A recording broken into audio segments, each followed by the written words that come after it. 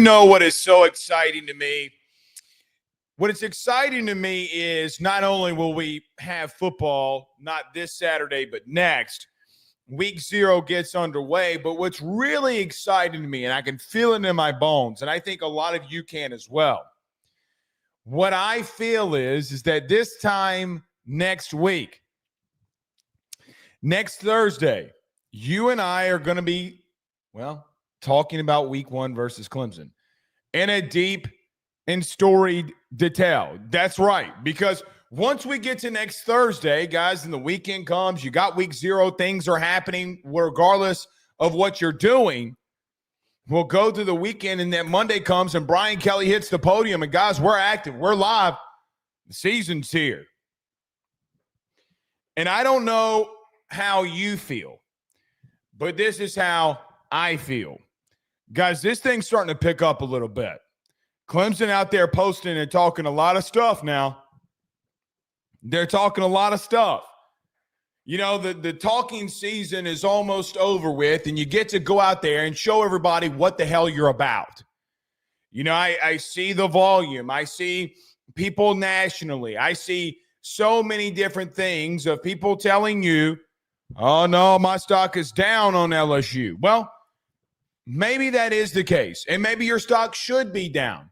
Now, over at FanDuel, they're plus 900 to win the whole dang, or plus 1,100 to win the whole damn thing. I suggest you go over there and place that little bet if you'd like.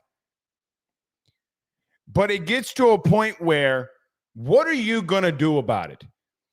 If you're LSU, if you're the players, if you're the staff, if you're the coordinators, if you're the head coach, if you're the GM, if you're in player personnel, what are you going to do about it? Because I know I'm not the only human being on the face of the planet that loves LSU, that scrolls social media.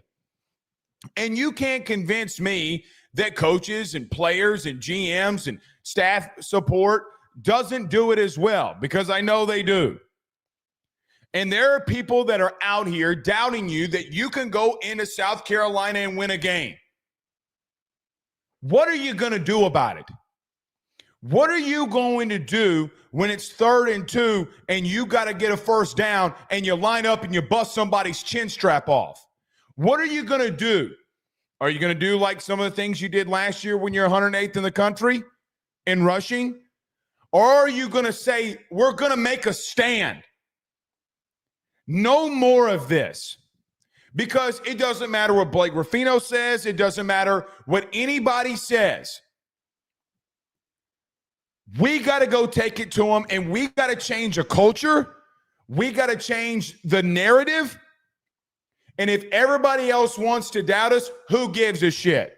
We got to go prove them wrong, because nobody's opinion matters when we get on that field. I see doubters. And quite honestly, they're doubting you because you've lost the last 5 opening games. What you did a season ago, people don't like. Some people are very uncomfortable when you go out into the portal and you get all those players.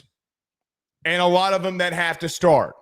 Some people don't buy into the Ole Miss or Florida State metric of how you build rosters.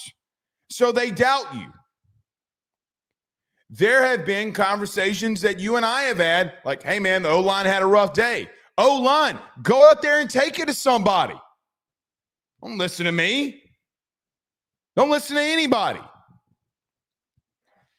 But this time, a week from today, you and I get to talk about Clemson. Now, we did talk a little bit about Clemson today when we're with our friends over at Service Hawk Digital Marketing. I suggest you go over to YouTube and you check out that episode. But I tell you this, you can go into South Carolina and win this game. You can go into Clemson, South Carolina, and win this game.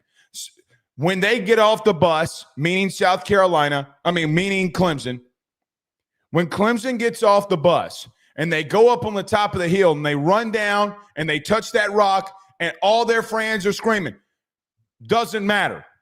None of it matters. Rocky 3 Eye the Tiger.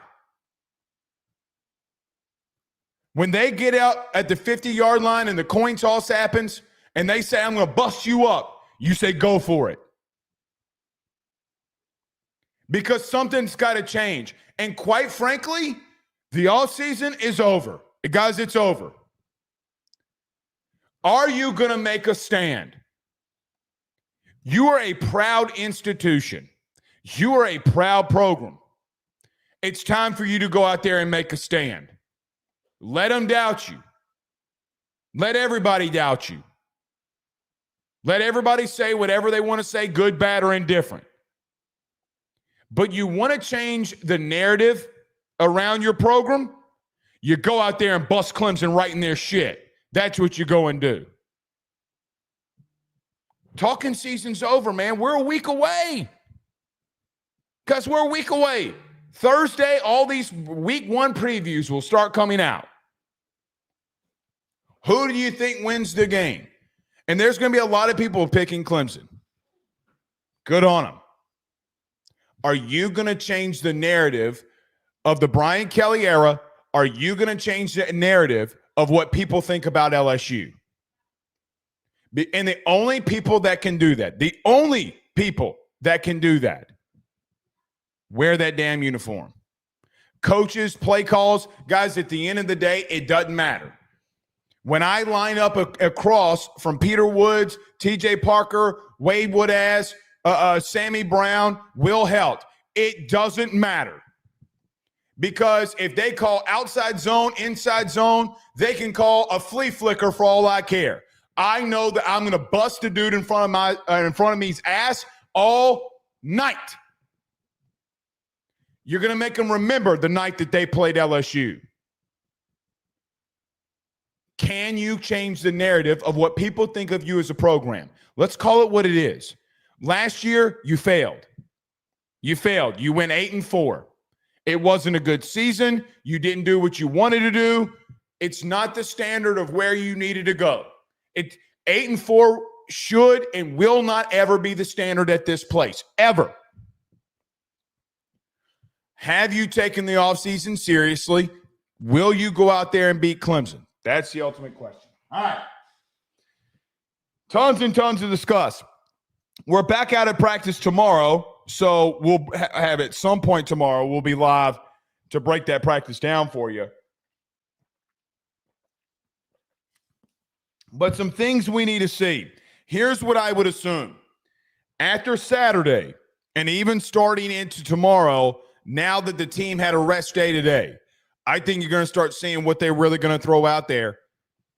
You know, there's been a lot of rotation, and I still think there's going to be some rotation. But the God's honest truth is, I really, truly believe that you're going to start seeing who's going to be with the ones and who ain't. Because the time's now. They kind of started it this week to some extent, ones versus twos. I think they'll start doing it now. Coming out of the Saturday scrimmage, which I believe is at night, I think they're locking the gates. I don't think anybody's allowed besides players and former players, at least what I think. When that takes hold, guys, you're in it. You're a week away from Clemson, and install starts, and you start prepping for Clemson. So I think you're going to start seeing where a lot of these position battles will take place and who's going to win it. Speaking of position battles, we'll go through them tonight. We'll talk about the run game. I'm getting too many questions, too many arguments, too many pushback, or too much pushback on this. So we're going to address it here tonight. Things I want to see going into tomorrow and going into next week. We'll get to those position battles as well, and I'm sure we'll have time at the end. We'll get to thoughts, questions, and concerns here. Jamie is in the 336. Winston-Salem is in the building. Good to have you in here with us. Andrew is in the 318. 318 in the building once again. Oakdale, stand up. Good to have Oakdale in the building. Yes, where is everybody watching from tonight? I know Harry Wilson's in the parish. I know he's in the parish. The 504 representing St. Bernard, stand up. Every time I see Harry in the chat, man, all I think about is Gerald's Donuts. Just going to be real with you. Chris says, let's go, Blake, from the 901 Memphis, Tennessee. If I'm not mistaken, stand up. Good to have you in here with us. David's in the 318 cooking up some fried fish, listening to AYS. Was there anything better? I don't think that you can do anything more Louisiana. There's nothing more Cajun than you can do than frying up some seafood and listening to Blake Ruffino and AYS talk about LSU. There's nothing more Cajun you can do. Doesn't exist. Doesn't exist. Good to have you in here. Ray is in Bismarck, North Dakota, by the way of Watson, the 225. Livingston Parish, stand up. North Dakota, man. I doubt it's as hot up there as it is for here. Oh, good Lord.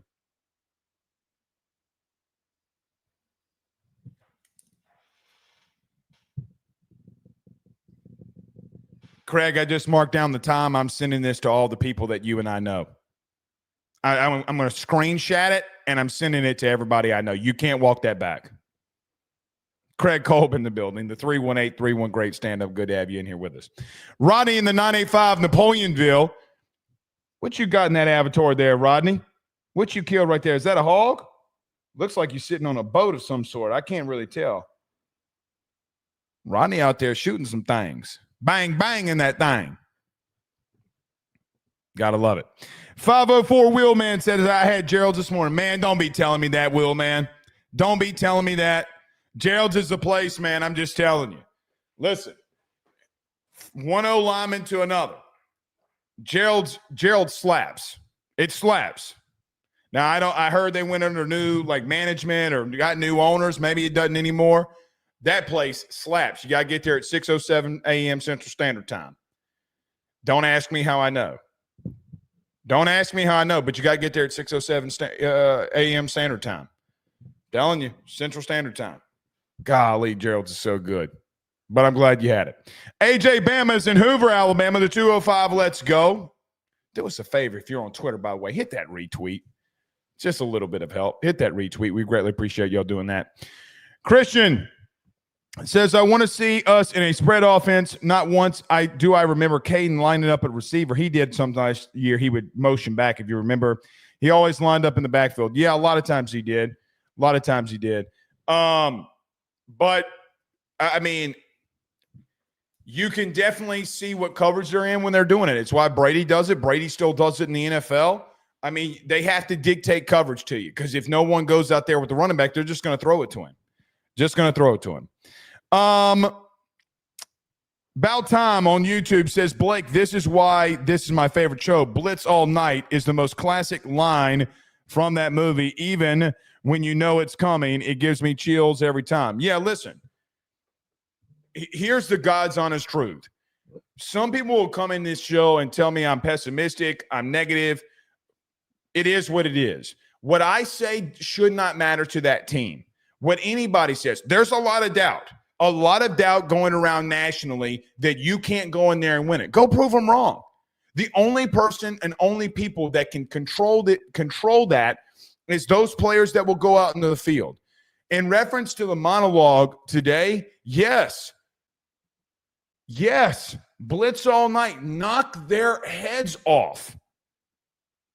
Because you got to change a narrative. Getting that monkey off of your back is the biggest thing that you can do. The biggest thing that you can do is getting that monkey off your back, and that being you winning week 1. I think, guys, your schedule is so front-loaded with really good games. You got Florida, you got Clemson in there. It's very front-loaded. You go 4-5-1, 4 or 5 wins, and you have a loss, maybe even is against Clemson. You got to get that monkey off your back for momentum, and that's just the truth. Now, when we get out of here, when we get to the break, you and I are talking about the run game. There's too many comments on YouTube. We had like 472 comments today on 2 videos. Well, the live and then the 2 clip videos. So we got 472. All y'all talking about the damn run game. Let's get to it. You don't agree with me. You think I'm pessimistic. I was pessimistic last year, and you went 8-4. I mean, I can't. You can't keep calling me negative and saying the things that I think that's wrong with this team, and then those things happening on the field, and then you come back here and get mad at me. That's not how this shit works. Grow up, Peter Pan. It's not how it works. So we're out there. Go there yourself if you want to. I'm just telling you what's not working, and we got some things we got to talk about, the running game, all those comments. We're going to get to it right out of the break here. All right, let's get to it here. Everybody do us a favor. Hit the like and share. Share to all those groups if you're on Facebook and to all those social media pages. You're watching us, listening to us on YouTube. Like, subscribe, notification bell, and wherever you listen to podcasts, rate, review, and subscribe. Speaking of our good friends over at Service Hawk, we were there today talking to Justin and Lee. As you can see on my shirt, I do have one of their shirts that we're repping here tonight. But right leads, smart systems, and real growth. Guys, you need to get a marketing system that works for you today. Are you an HVAC, electrical pro, generator pro? Do you own a business? Do you run a business? You all have the same thing in common. You know that you need to get those right leads. You know that you need to be out in front of your clients constantly, because if you're not, your competitor is. Go over to servicehawk.io, servicehawk.io. Let Lee and Justin put a plan together for you. There's a reason they're the number one marketing firm inside the state of Louisiana. It's why they keep winning awards for being the number one marketing team inside the state of Louisiana, because they continue to dominate in that space. Again, get in touch with Lee and Justin. Go over to servicehawk.io today, because they soar above the competition. Let me get to a quick break. When we come back, we're getting to this run game, starters, position battles. What do we need to see going into tomorrow and into the final week of camp? We'll get to that next. Stay with us. He will sell your house and find you a new. Well, Tyler's the man, he's here for you. If you want to buy or sell, well, it's not too late. Dial 955-0008. Just call 955-0008. Y'all call Tyler, he'll shoot you straight. Hey guys, I want to tell you about our good friends over at Red Stick Financial. They're your local residential mortgage broker located right here in the heart of Baton Rouge, Louisiana. At Red Stick Financial, they find the bank that works for your particular set of needs to purchase the home of your dreams or refinance the current one. They truly are your partners in this process, and they pride themselves in helping individuals and families with one simple goal in mind, and that is to make home financing approachable, attainable, and stress-free. They are licensed in all Louisiana, Texas, and Mississippi. So from Amarillo to Meridian and everything in between, they have you covered. Red Stick Financial brings you creative, customized solutions, and they don't believe in the one-size-fits-all when it comes to loans. They even have special options for mobile and manufactured homes located in a flood zone, and stated income financing for those of us who are self-employed borrowers. If you or someone you know is looking to buy a home, refinance an existing mortgage, or simply want to know what options are out there for your future, give Red Stick Financial a call today at 225-407-9250. That's 225-407-9250. Or check them out online at redstickfinancial.com. That's redstickfinancial.com. Before you purchase the home of your dreams or you go and do that refinance, you need to go local. Go Red. Guys, let me tell you about our good friends over at Grand Slam Heating and Air, where your comfort is their top priority. At Grand Slam Heating and Air, they promise to provide customers with high-quality HVAC service at an affordable price while ensuring the homeowner peace of mind. From their office to your home, they guarantee the best hassle-free experience around. Efficiency and comfort is their game. Let them make your home Grand Slam today. At Grand Slam Heating and Air, they're offering their annual maintenance plan starting off at $18.75 a month, and also doing those $99 tune-up promotions. They provide free estimates for system and ductwork replacement, as well as offering financing to get the job done with no money up front. From Baton Rouge to Hammond to Covington, they're all around. So what you need to do today, give them a call at 225-380-9065. That's 225-380-9065. Or go over to their website, getgrandslamair.com. That's getgrandslamair.com, where your comfort is their top priority. We're back. Okay. Billy on YouTube says, is the run game on this offensive line, or is it Joe Sloan's scheme? So today, or actually just a minute ago, I mentioned to you there have been a lot of questions. You know, we posted some new content earlier today. We had a conversation with Carter last night. We've been talking about the run game a lot in all these practice reports. There's been so much discussion about the offensive line and the run game because there's been some struggles where there have been some explosive plays in the run game, even some what I would consider for him, meaning Garrett, some explosive runs, stepping up in the pocket and getting out of there and getting first downs. There has been a struggle in the run game, which is prompted today and last night with all the comments that are flooding in, asking what was my opinion ultimately about the run game. I think multiple things can be true at once. I think when we talk about this run game and this offensive line, from what we saw a season ago, guys, we all know how abysmal it was. We don't have to really go back through it. I think it hindered you in the red zone. I think that there were a lot of problems that you had in the red zone because you couldn't run. So many things plagued it. Moving past that, let's talk about this one. You win the portal, you got a center, and you got a guard, and Braylon Moore and Josh Thompson, hoping that it would solidify that. And I think a lot of fans right now that are pushing back, oh, I think Braylon Moore and Josh Thompson will be fine. They very well might be fine. And they might be able to go in Clemson and be a big spark for you being able to run the football. But right now, you have not consistently done that. You have not consistently gone out there in practices and shown that a day in, day out basis that you can run the football, which probably and could have been your biggest concern. The biggest question, regardless of how it's worded or asked, is it scheme or is it just the run game in general? O-line, whatever.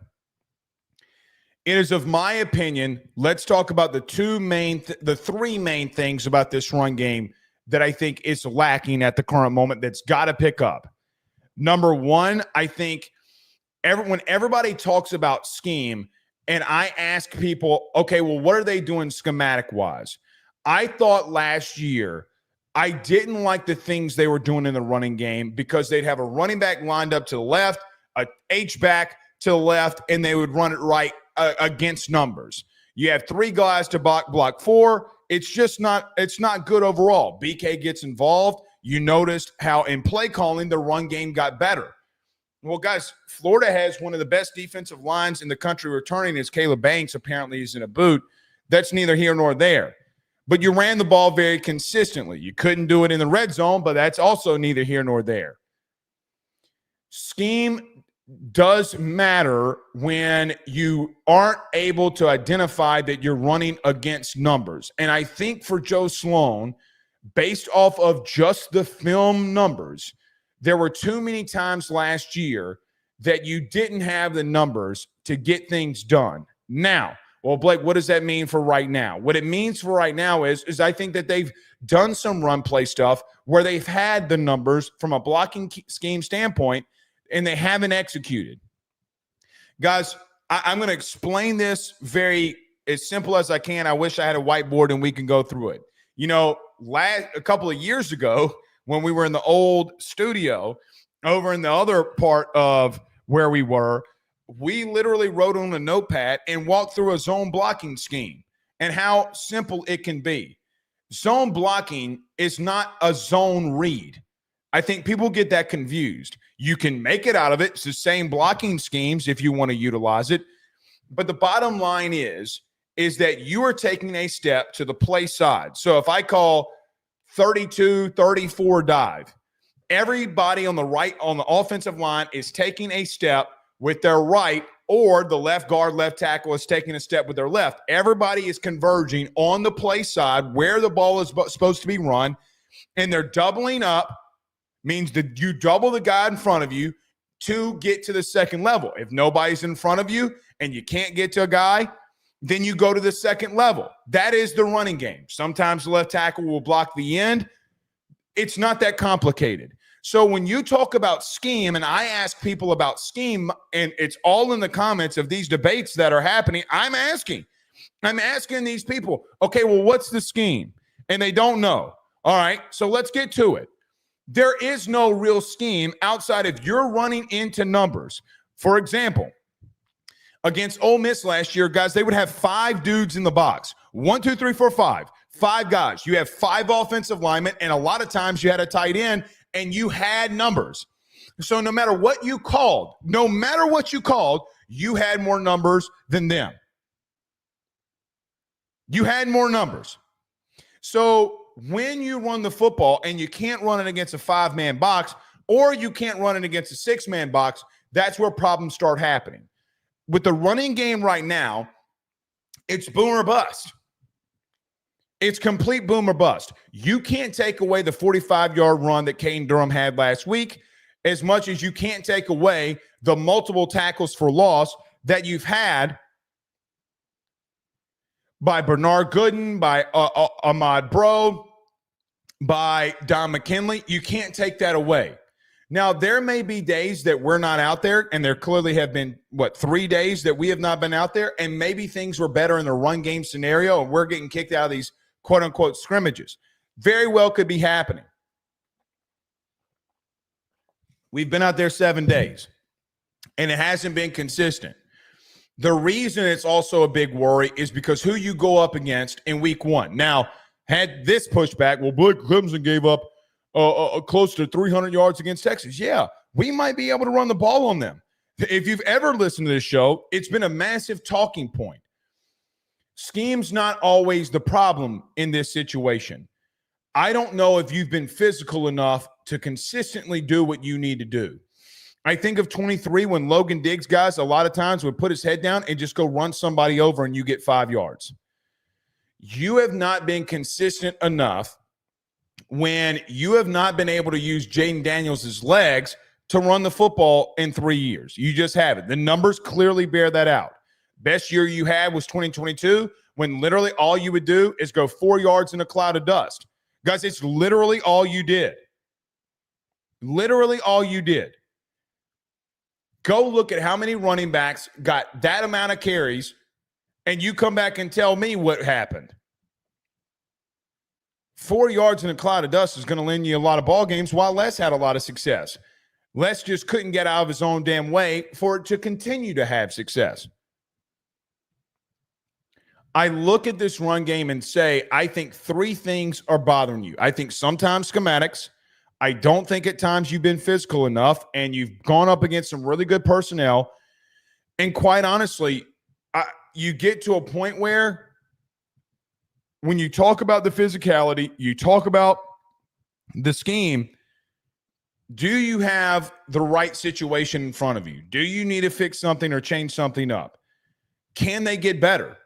Here's where I stand, just so I completely just so everybody understands where I am. I think that they have gotten better every week. It has been slow moving steps, and I still have a lot of faith in this offensive line. I do. But there also comes the realistic nature of what's happening right now in reality. The reality in camp, which we have no clue of what that will be, come game time, is they haven't been consistent enough running the football. Can Caden Durham be special? Can Caleb Jackson give you something? Guys, we'll get in the season. We'll find that out. We might look back at this at the end of this and say to ourselves, look, something happened. They couldn't run the ball in fall camp. They got into Clemson. They ran the football, and off to the races we went. And it's just a moot point at that given juncture. And I would be very glad if it is. I do think they've taken steps. I do think that they can be better. I think they can be a lot better with the talent that they have. But you're going to need your inside interior dudes to start stepping up. And that is a bottom line fact. Guys, if you can get push in the interior, you're going to run the ball for 3-4 yards against anybody. You got to go get push. If you can't get push on zone blocking schemes, you're not going anywhere. And last year you didn't get push. Did this offensive line in the weight room do what they needed to do? Have they? How quickly does 57 get moved inside? And I'm half wit ahead of me when Brian Kelly meets with the media tomorrow. If it dawns on me to ask, go out there and ask, Coach, are you going to move Carius Kern inside? And that'd be the only question I ask. Just like that. Are you moving Kern inside with some of the things that you've seen in the interior? And I would basically ask him a two-folded question. What have you seen from Bernard Gooden, number one? And what does that make for your interior offensive line? Because it can be a double-edged sword. I do think that there's a fourth thing that is in play with this that we leave out in a fall camp scenario. I think your defensive line's that much better. I think your front seven's that much better.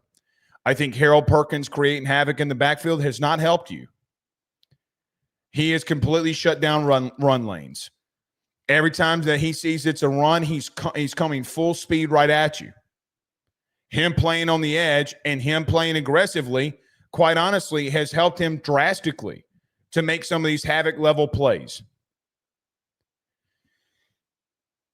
They were taking steps, and I am hopeful that they continue to take those steps. I thought the last week, for what it's worth, as bad as they were, giving up sacks and giving up pressure on Garrett, I thought this past week so far, they've done a relatively good job at protecting 13. Now can you take that step and start utilizing those small steps that you're gaining to just line up and bust somebody up? Because, guys, you're going to face against Peter Woods. He's going to be there for 65 plays, and you got to deal with him. And quite frankly, if it were me, it's not me. These guys know more about football than I do. If it's me, I'm wedge blocking TJ Parker the first couple of plays, and I'm taking it to him. What do I mean by wedge blocking? I don't give a shit about the second level. I am taking number 11, and I am trying to put my helmet underneath his chin strap, and I'm trying to get him to the ground. I am double teaming the shit out of him all night long. No pause. You got to go take it to their guys in the interior. Guys, I've said this on the Service Hawk video. I'll bring this up again. I mean, we're not going to break it down yet because we'll talk about it a lot on Thursday. Copart, the nose tackle, is a force of nature. He's a force. The opposite side needs to apply too. What we've seen in fall from the D-line's got to translate. Now, Clemson's right guard in Walker Parks has been on crutches this week. He might be out for LSU. Is he back in 2 weeks? I don't know. But you got to go take it to him. If you can punch them in the mouth early and you can score early and quiet that crowd, you're cooking with gravy. You're cooking with gravy. But there is a bottom line that remains. Sometimes it is scheme. They're running against numbers. That's on Sloan. They did that a lot last year. We talked about that during the season. They're running against numbers. I don't get what they're doing. Garrett's got to pull it. I mean, Garrett, flat honestly, guys, he's going to have to pull one and get 5-6 yards and let people respect him. It's the bottom line truth. I mean, hell, the most rushing attempts, by the way, I think Burrow ever had in a game, just throwing this out there, was against Bama. He had like 15, 16, something like that. Didn't get a lot of yards, got like 50-something yards. Doesn't matter. You got to pull it and let them respect you. And you got to go take it to them. Guys, we've talked about USC. We've talked about Florida State twice. We talked about Mississippi State, UCLA. And every time that whatever coach, whatever situation, you have not been the more physical team. You haven't run the football the best. You got to clean that up. You got to clean it up. And the closest you were to winning one was your best rushing team. That being 2022. You got to line up and get 4 yards in a cloud of dust and put your head down and go kill somebody. Urban Meyer said this one time. Before we move on, I see we got a super chat in here. Urban Meyer said when he was at Florida and they got off the bus and they saw LSU, he knew that his team was in for a long night. Guys, Les was one of the worst coaches that has ever been around an offense. We all know that. The culture is what won those games. The tenacity and physicality won a lot of those games. What I mean, it really. Can you go take it to him is a big thing. All right. Biggie Bull with a $10 super chat. Thank you. Says, ask Blake. We're damn near 2 weeks away, and we post to have at least the least amount of questions in the SEC. Yet it feels like we do, even with a veteran quarterback. I ain't worried. I ain't worried, but I'm worried. Yeah, I think there's a couple of things.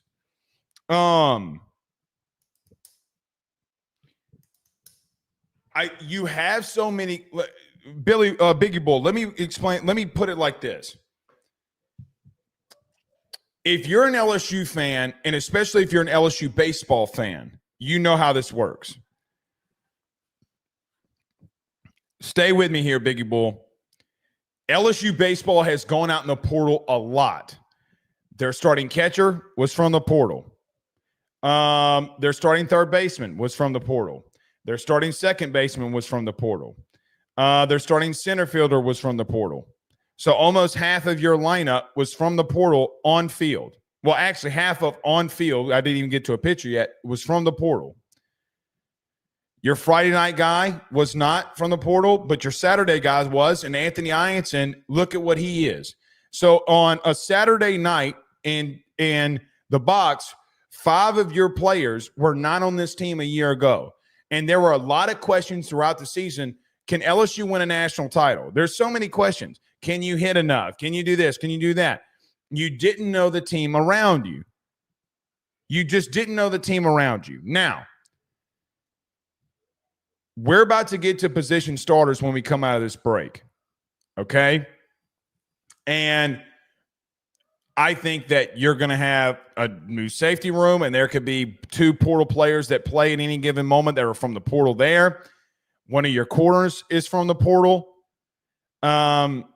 Your edge and Peyton and Pyburn and Butler, who are going to be a lot of 3 that rotates in there at edge. The only one that isn't from the portal is Gabe Relaford. You got a defensive tackle in Bernard Gooden. Guys, at this point, does he start? He's from the portal. So you got your 2 of your interior offensive linemen, maybe one of your starting wide receivers, hell, maybe 2 of your starting wide receivers. As you rotate the 4 in there, because I think it's going to be a rotation of 4 when it's all said and done. Guys, half of them, 3 of them are from the portal. You know who Aaron Anderson is, but he's still from the portal. So that's kind of a scratch, but at the same time, he's still from there. You got a lot of situations around you of unknown because it is an unknown. They're always going to be in a situation when you bring that many people in, there's always going to be questions because you don't know. Now, when you get out there, okay, and you see some of the things that you see, I think defensively you've gotten better. We're about to talk about. I think at wide receiver, guys, I'll just tell you this. I'm pretty done with this. You're better at wide receiver. If you're healthy enough, you're going to be better at receiver. Love Kyron Lacey, God rest his soul. I don't think C.J. Daniels was as bad as some made him out to be. Regardless of all of that, you are much better at receiver. I think with a second-year Durham and Caleb Jackson and Harlan Berry, I think you're more athletic at running back. I think Garrett going into a year 2, you're better there. He's going to be better. Assuming he's going to be better. He's got to clean up the turnovers, and we all know that. But just go look at what happened at LSU baseball season ago and all the unknown. We'll see. We'll see. Chase Abear with a $5 super chat says, I feel like we ran all over the defense. I would be seriously worried. I'd rather big runs here and there and defense winning most reps. Am I wrong? I don't think you're wrong. Here's the problem with that, Chase. It's not losses. Meaning it's not like 3 or 4 yard gains, 2, 3, 4 yard gains. It's negative runs, right? Either you're busting a big one or you're getting no gain or a tackle for loss. I'm not in the realm. I think you should be able to get 2 or 3 yards, right? Like that's what I envision. You get 2, 3, 4 yards and you're punching back and forth. It would be better if Caden Durham breaks off a long run. You got a tackle for loss. Then you get a run for 7 or 8. Then you get a tackle for loss, run for 7 or 8. That would be more idealistic of what you would do or love. I don't mind that the defense is dominating. We could get out there and all of this narrative in fall camp changes. It literally did a year ago where you just couldn't. You ran the ball physically. Ironically, the most physical that you were, in my opinion, running the football was week 1 of last year. Go back and watch those runs with John Emery. You busted their ass wide open. Wide open. God bless John Emery. Here's the hottest take I'm going to have of the night. Y'all ready? John Emery doesn't get hurt in that game, you win it. You win it. Because I think you keep giving them the ball, they're not going to stop it, and you're going to keep punching them right in the mouth, and they're going to wear down, and you're going to win. I fully believe it. Everybody, the Garrett throw that he missed to Aaron Anderson, the pass interference at the end. My thing is if John doesn't go out, I think you're going to run all over him, really.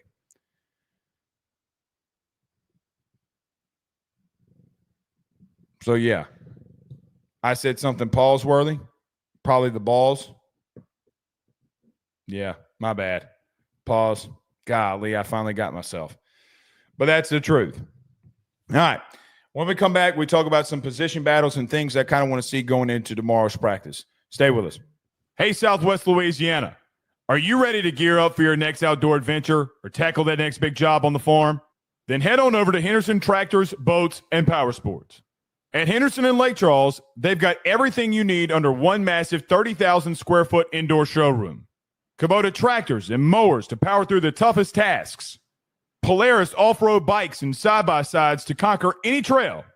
And tracker boats with brands like Ranger, Nitro, Sun Tracker, and Regency pontoons for a day out on the water. Whether you're a farmer or a hunter or just someone who loves the great outdoors, Henderson has what you need to get the job done and have fun while doing it. Browse their new and used inventory over at their website, hendersonimplement.com. That's hendersonimplement.com. Or give them a call today at 337-436-4366. That's 337-436-4366. Or go see them over in Lake Charles on the corner of East McNee Street and Highway 14. Remember, if you need a tractor, go to Henderson. Need a boat, go to Henderson. Or if you need an ATV or side-by-side, you know where to go. Henderson. Just let them know that your good friend Blake Ruffino over at AYS sent you on by. Guys, I want to talk to you about our good friends over the Drake Williams Law Firm and Drake Title Company. Are you facing tough times due to an injury from a car accident, navigating the complexities of divorce, or purchasing a new home? At the Drake Williams Law Firm and Drake Title Company, they understand the challenges you're going through, and they are here to help. The lawyer team of Ernie Drake III, Ryan J. Williams, and Summer Vignair, along with Morgan Daniels, have the experience and proven track record to give you that peace of mind. Give them a call today at 985-386-7600. That's 985-386-7600 to schedule a free consultation at their brand new office located in historic downtown Ponchatoula. They're also doing a special, the AYS special. If you're refinancing or closing on a home in Southeast Louisiana, request the Drake Title Company to handle your closing. If you mention Blake Ruffino and AYS, you're going to receive a $400 discount on title fees. Again, give them a call at 985-386-7600. Let them know that Blake Ruffino sent you on by. We're back.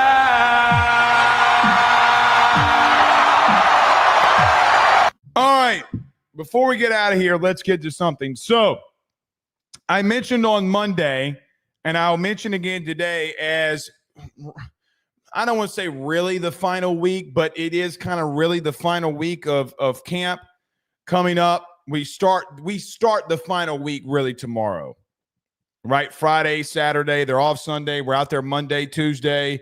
I'm sure we're not there Wednesday. Thursday, they get a rest day or something to that regard. Friday, I'm sure we get out there. And then Saturday, I don't know what they're going to do.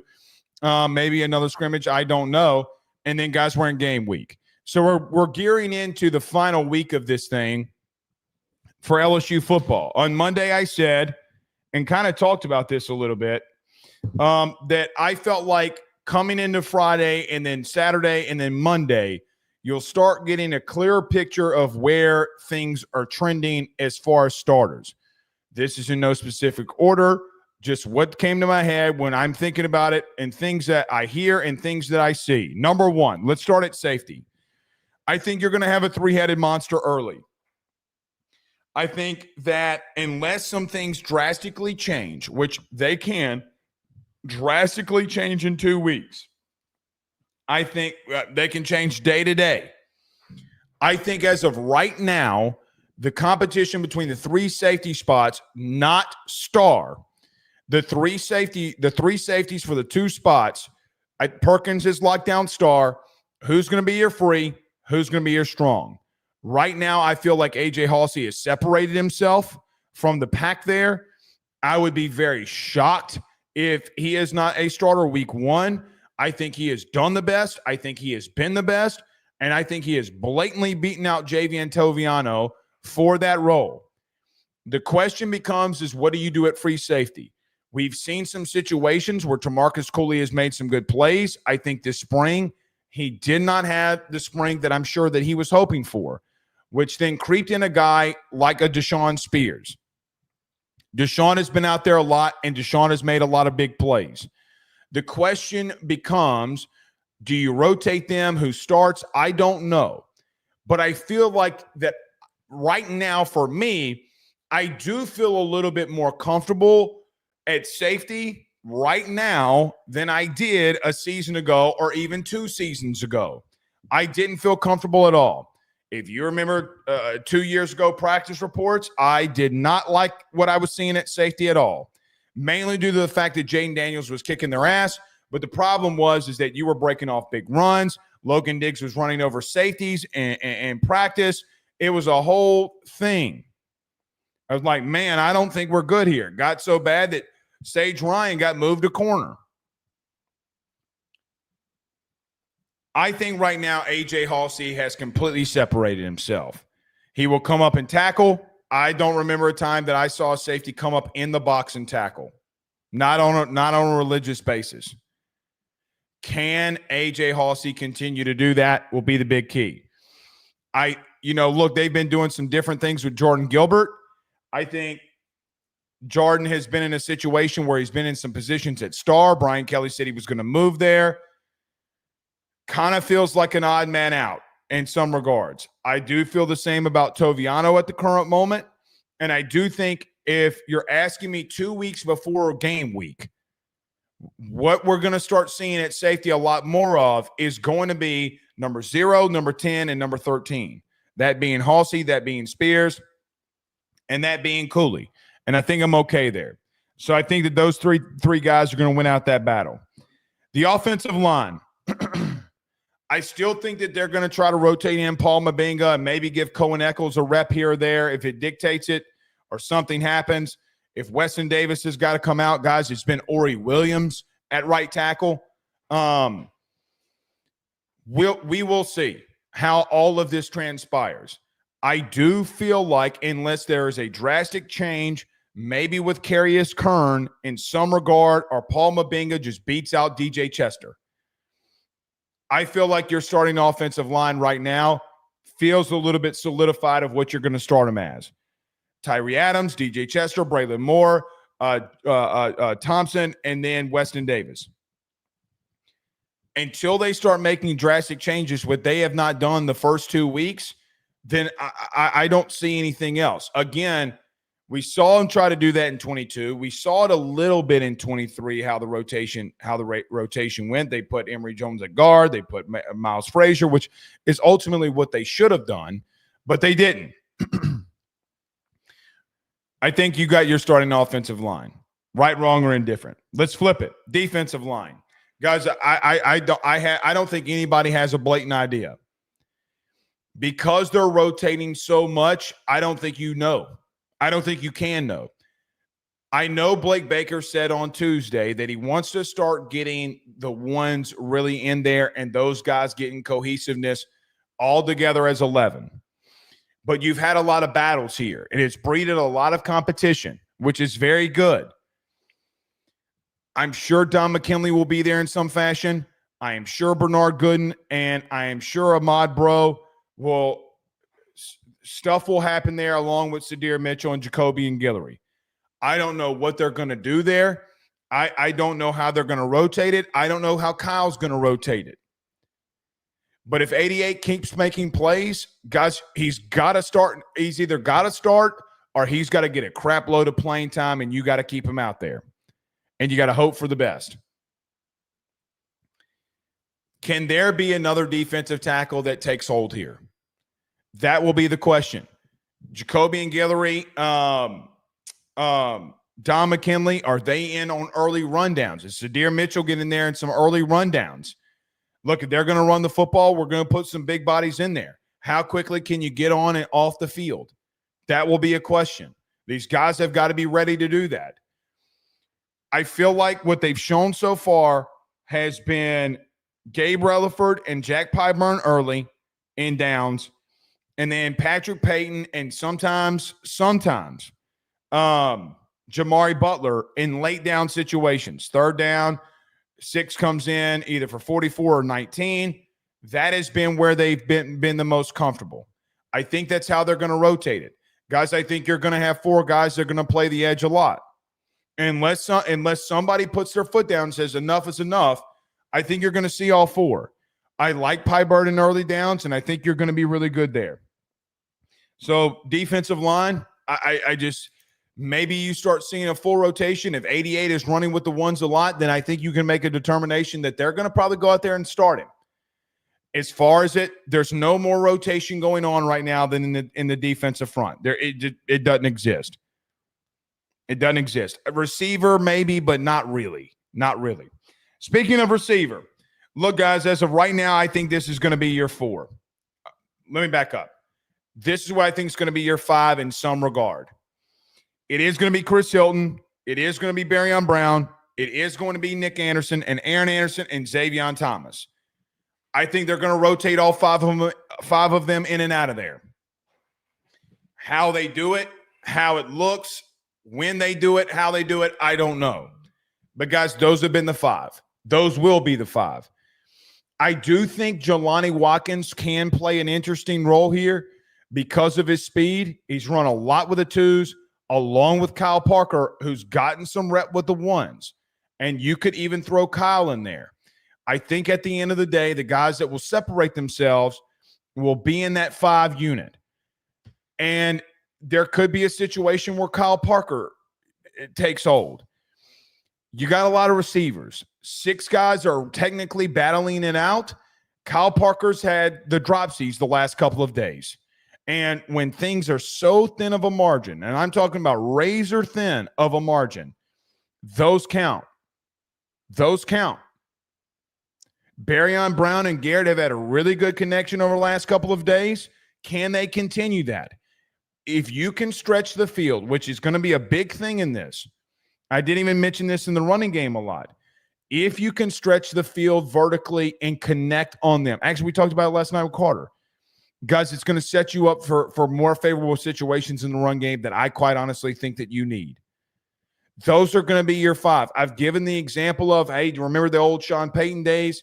Look, based off the formation right now and these team practices, these team drills, depending on what the formation is, they run different guys out there for the way that they see fit. I think tight end guys, you know what it's going to be and how they base the formation off of that too. It's going to be Trey'Dez Green, and it's going to be Bauer Sharp based off of what they want to do. Good on it. So you're there. So you pretty much know at some consistency what your offense is going to be. Running back, guys, they're going all 3. I mean, Caden Durham's your starting running back, but at some point they're going to go to all 3. You got it. And then the last real true position would be corner. Guys, I don't think they know. I think a lot of people are making assumptions based off of what the coaching staff and staff think at the current moment. And I think they're wrong. It's difficult to say, how do I want to say this? The staff, if they believe something, they're never going to be wrong because the people they want to start is going to be in there. But for that second spot, outside the other boundary of Mansour Delane, you're wide ass open. You're wide ass open.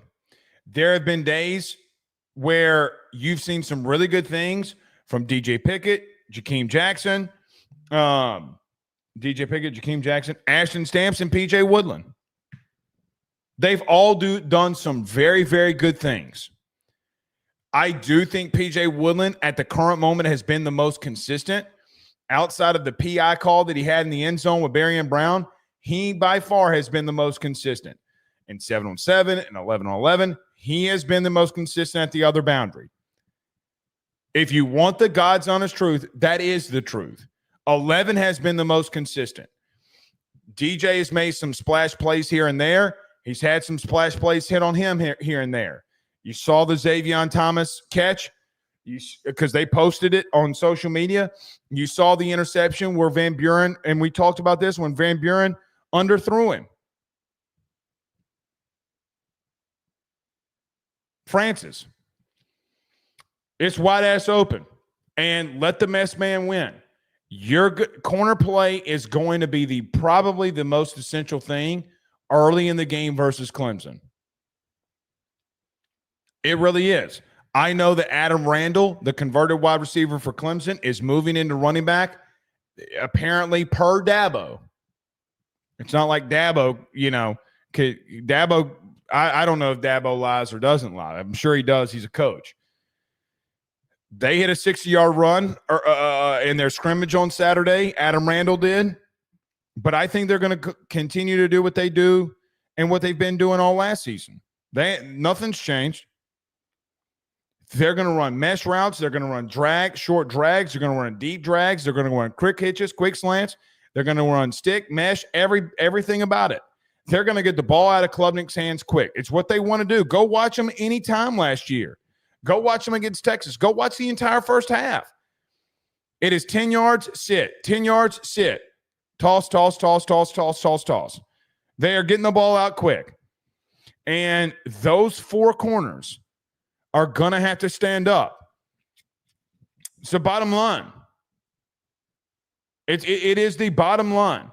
You can shit on Clemson in this chat all you want to. You can call them whatever you want to. To say that they have a bad wide receiver core makes you look like an idiot.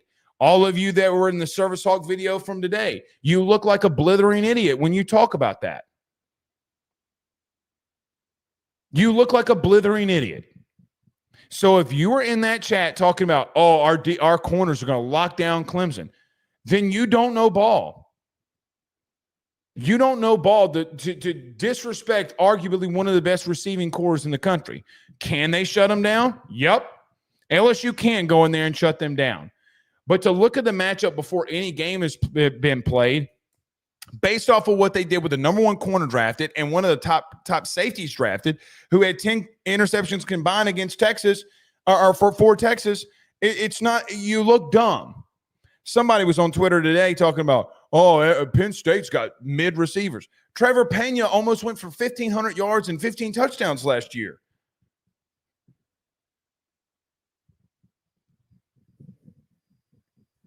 Like, just because y'all don't know what they have doesn't make somebody ass.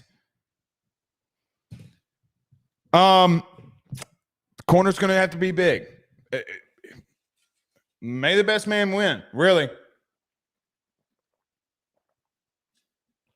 May the best man win. They've moved Mansour Delane in the slot on big dime situations or coverage nickel situations. Mansour going to be on the inside, and it's up to the people on the outside, which I think at the current moment would be some formation of Stamps, Pickett, Woodland. Better stand up, brother, because they coming for you. They coming for you. Can you get to Klubnik? Can you knock some passes down? Will be key. That's where I think you stand. I think everybody relatively pretty much knows where we stand. I don't think it's some like jarring thing. I don't. Chad says Clemson has a top 5 receiver room. Yeah, I mean, hold on. I pulled this up today. Let's run through it. Last year, Clemson wide receiver room, sophomore Antonio Williams had 75 catches, 904 yards, and 11 touchdowns. He had one on Barron, who was the lead SEC corner a season ago for Texas. You had Brandon Stoll, the tight end, who had 49 for 530 and 7. What are they going to do at tight end? I think it's a big thing. The freshman, Bryant Wesco Jr., had 41 catches, 708 yards, and 5 touchdowns. Where is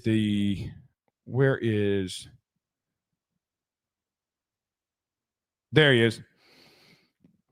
The other one here that you had for Clemson was TJ Moore, who had 45, 651, and 5. He was also a freshman.